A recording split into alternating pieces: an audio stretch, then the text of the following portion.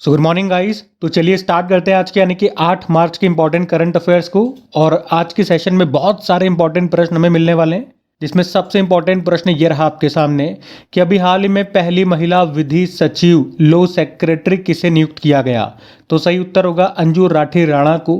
तो अंजू राठी राणा ये अभी देश की पहली महिला कानून सचिव, विधि सचिव या लॉ सेक्रेटरी बन गई हैं। इस पद पर आने वाली ये पहली महिला है, इसीलिए प्रश्न इंपॉर्टेंट हो जाता है।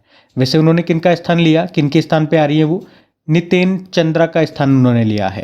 काम क्या होगा, कानूनी और संवैधानिक मामलों पर केंद्र सरकार को सलाह देना। तो अंजू राठी राणा का नाम आपको याद रखना है, जो कि देश की पहली महिला विधि सचिव लॉ सेक्रेटरी बन चुकी हैं। अच्छा, अगर आप ऑप्शंस में देखोगे तो तनुष्का सिंह का नाम आपने पढ़ा था अभी, भारतीय वायुसेना की जगुआर स्क्वाड्रन की पहली महिला पायलट बनी थी। जयसिंता कल्याण भारत की पहली महिला पिच क्यूरेटर बनी। और आरती सरीन सशस्त्र सेना चिकित्सा सेवा की पहली महिला महानिदेशक डायरेक्टर जनरल बनी थी। इसके अलावा 2-4 नाम आपको और याद दिलाऊं इसी तरह से। तो राष्ट्रीय महिला आयोग की नई अध्यक्ष अभी विजया किशोर रहाटकर बनी थी। 50 अंतर्राष्ट्रीय गोल करने वाली पहली भारतीय महिला फुटबॉलर बनी थी बाला देवी।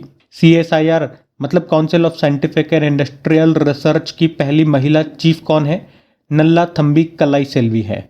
और आज हमने पढ़ा पहली महिला विधि सचिव कौन बन गई हैं, लॉ सेक्रेटरी, तो अंजू राठी राणा बन गई है।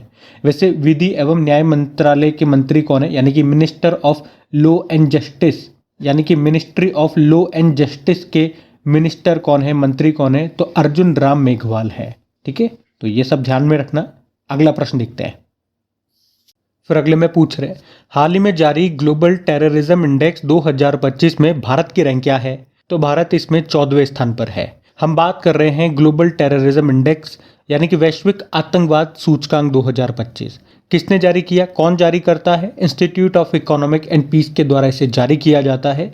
तो अभी इसमें बताया गया कि पाकिस्तान अब दुनिया का दूसरा सबसे अधिक आतंकवाद प्रभावित देश बन गया है।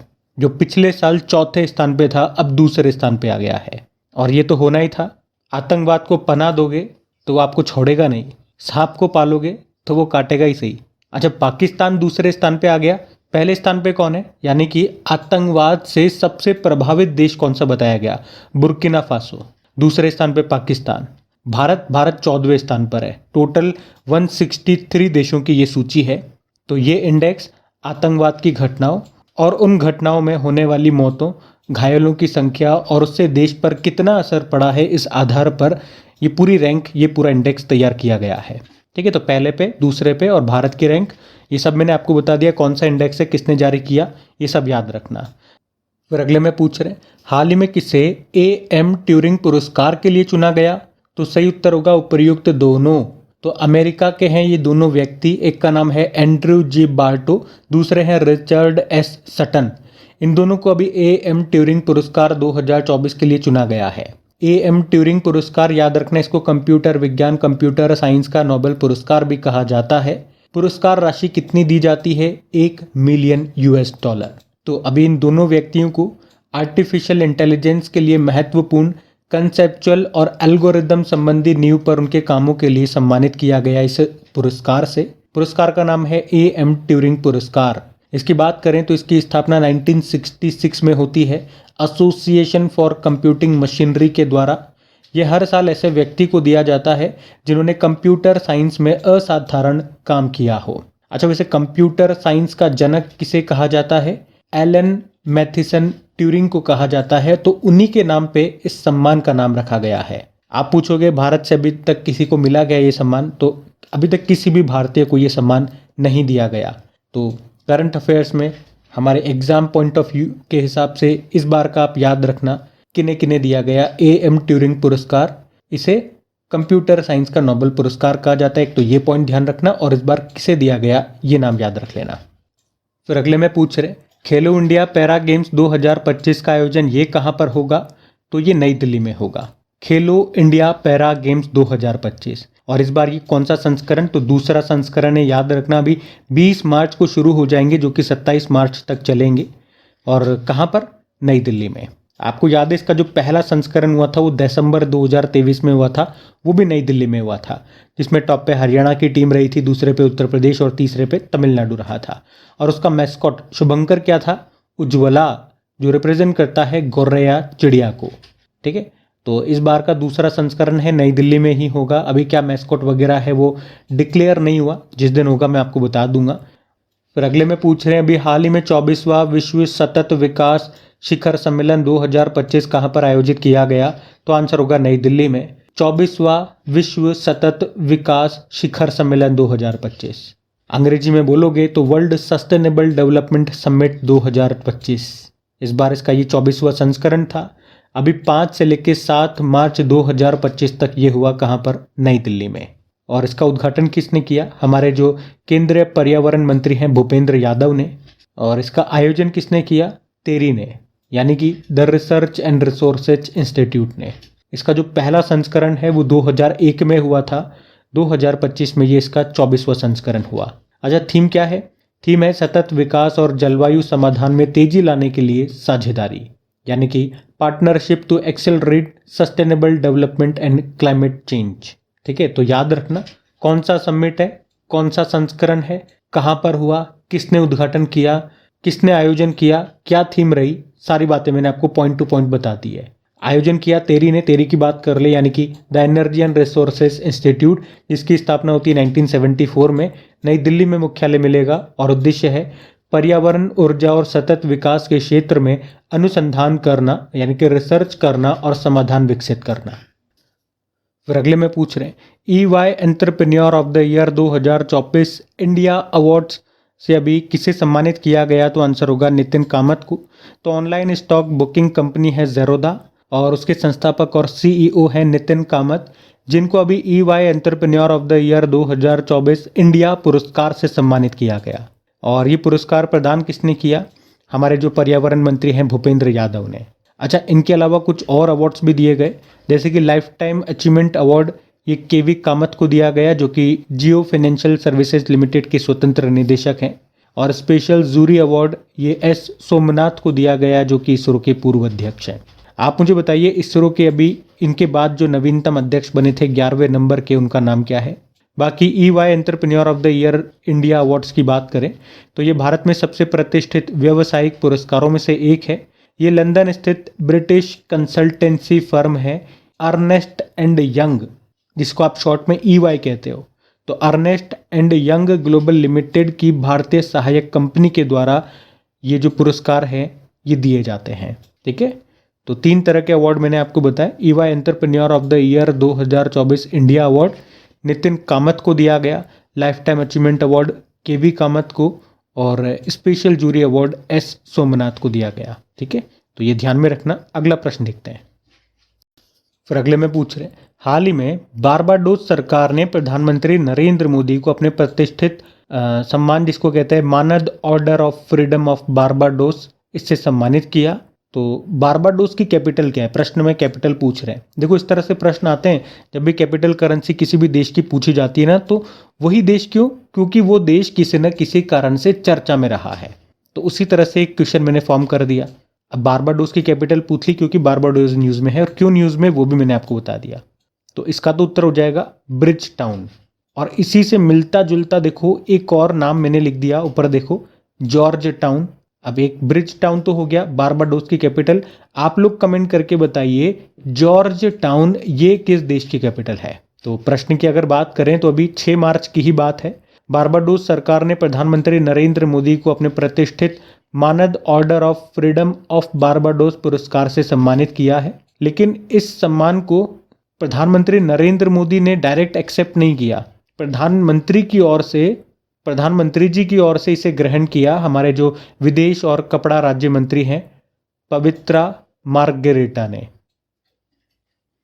वैसे इस अवार्ड की घोषणा तो नवंबर 2024 में ही कर दी गई थी, बाकी दिया भी गया है। घोषणा कब की गई थी? जब नवंबर में दूसरा भारत कैरिकॉम शिखर सम्मेलन हुआ था 20 नवंबर 2024 को जॉर्ज टाउन गुयाना में, तब इस अवार्ड को देने की घोषणा की थी बारबाडोस सरकार ने। अच्छा, यहाँ पे एक काम करता हूँ, मैं पिछले एक आध साल में जिन भी देशों ने प्रधानमंत्री नरेंद्र मोदी को जो जो सम्मान दिए थे उस सब कुछ आपको यहाँ पे रिवाइज करवा देता हूँ, ठीक है। लेकिन उससे पहले एक बार बारबाडोस की बात हुई है तो एक बार ले चलता हूँ आपको, मैप में दिखाता हूँ कहाँ है बारबाडोस। ये रहा मैप में बारबाडोस। कैपिटल ब्रिज टाउन हो गई है, करेंसी है बारबेडियन डॉलर और प्रधानमंत्री हैं मिया अमोर मोटली। और मैंने जो आपसे प्रश्न पूछा था ना जॉर्ज टाउन ये किसकी कैपिटल है, तो ये है गुयाना की कैपिटल, ये भी ध्यान में रखना। ये मिलते जुलते ऑप्शन है इसलिए मैंने जानबूझ के साथ में रखे ताकि आप थोड़ा सा कंफ्यूज हो सको। कंफ्यूज हो गए तो फिर लंबे समय तक आपको चीज़ें याद रहेंगी। फिर अगले में पूछ रहे हाल ही में अंतर्राष्ट्रीय महिला दिवस 2025 ये कब मनाया गया, तो हर साल ये 8 मार्च को मनाया जाता है इंटरनेशनल वुमेन्स डे के रूप में। और बात करें इस बार की थीम क्या रही, तो थीम है for all women and girls rights equality empowerment. और इसके अलावा एक और थीम आपको देखने को मिलेगी, वो इसके कैंपेन की थीम है #एक्सेलरेट एक्शन। वो भी कई जगह आपको देखने को मिलेगी तो वो भी मैं आपको बता रहा हूँ। अच्छा, इसके अलावा देखो एक तरह से ये प्रश्न बन जाता है कई बार कि जो 3 रंग हैं जो अंतर्राष्ट्रीय महिला दिवस का प्रतीक है वो 3 रंग कौन कौन से हैं और वो किसे रिप्रेजेंट करते हैं। तो बैंगनी कलर का एक रंग है जो कि न्याय और प्रतिष्ठा का प्रतीक है, हरा रंग आशा का प्रतीक है और सफ़ेद शुद्धता का प्रतीक है। तो ये 3 रंग बैंगनी, हरा और सफ़ेद ये अंतर्राष्ट्रीय महिला दिवस का प्रतीक है। और एक और पॉइंट बन सकता है कि अंतर्राष्ट्रीय महिला दिवस की संस्थापक किसने कहा जाता है, तो क्लारा जेटकिन को, जो कि जर्मन कार्यकर्ता हैं, उन्होंने ही 2010 में अंतर्राष्ट्रीय महिला दिवस की स्थापना की थी। तो ये भी आप ध्यान रख लो। फिर अगले में पूछ रहे हैं कि अभी हाल ही में चर्चा में रही प्रधानमंत्री श्रम योगी मानधन योजना ये भारत में कब लागू की गई थी, तो सही उत्तर हो जाएगा 2019 में। प्रधानमंत्री श्रम योगी मानधन योजना जिसे मार्च 2019 में शुरू किया गया था और इस साल इससे पूरे 6 साल हो चुके हैं, तो इस कारण से ये चर्चा में है। अच्छा, पूछे इसे किस मंत्रालय ने शुरू किया था, श्रम एवं रोजगार मंत्रालय ने। और ये योजना अनऑर्गेनाइज्ड सेक्टर में काम करने वाले मजदूरों को बुढ़ापे में फाइनेंशियल सिक्योरिटी देने के लिए शुरू की गई थी। 60 साल की उम्र के बाद उन्हें हर महीने 3,000 रुपये पेंशन के रूप में इस योजना के अंतर्गत मिलेंगे। तो अनऑर्गेनाइज्ड सेक्टर यानी कि असंगठित क्षेत्र, इसके अंदर वो लोग आते हैं जो दिहाड़ी के रूप में काम करते हैं, जैसे कि मजदूरी करते हैं, जो मजदूर वर्ग हो गया, तो उन सभी की बात हो रही है। और वैसे भी अगर आप देखोगे तो अनऑर्गेनाइज्ड सेक्टर यानी कि ये जो असंगठित क्षेत्र है इसका भारत की जीडीपी में लगभग 50% का योगदान है। तो योजना अभी न्यूज़ में है। इस तरह की केंद्र सरकार की योजनाएं जब भी न्यूज़ में है उसको ध्यान रखा करें, प्रश्न आते हैं इस तरह के एग्जाम में। तो 2019 मार्च 2019 में ये शुरू हुई थी। क्या काम है मैंने आपको बता दिया। फिर अगले में पूछ रहे हैं कि अभी हाल ही में किस भारतीय को बर्लिन में women tourism of the year award से सम्मानित किया गया, तो आंसर हो जाएगा यहाँ पे दिया कुमारी को। तो राजस्थान की डेप्यूटी सीएम और पर्यटन मंत्री हैं दिया कुमारी, जिनको अभी बर्लिन में women tourism minister of the year award से सम्मानित किया गया।